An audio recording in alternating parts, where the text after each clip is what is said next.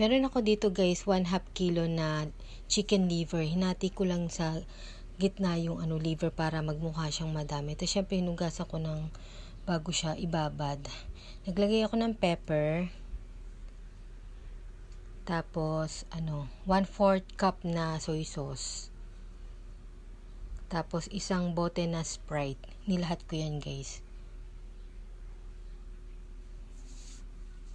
Tapos binabad ko lang siya for 30 minutes. And then next is ifa-fry ko yung patata. So 3 pieces na potatoes to guys. Hiniwa ko ng ganyang kalaki.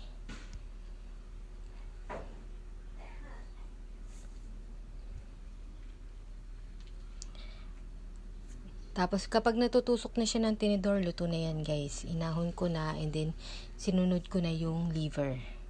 Set aside nyo guys yung yung pinagbabadan kasi gagamitin yun. So lutuin nyo lang hanggang mag lightly brown yung liver. Yan, okay na yan.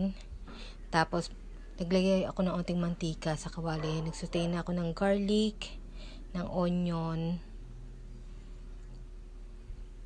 Tapos nilagay ko na rin guys yung pinagbabada ng liver. Tapos hinintay ko muna siyang mag-boil. So kapag nakita nyo nagbula-bula siya ng ganyan, tanggalin nyo lang guys yung bula. Ayan. And then nilagay ko yung 115 grams na tomato sauce, yung maliit lang na pack. And then tinimplahan ko na siya. So naglagay ako ng pepper at saka ng fish sauce.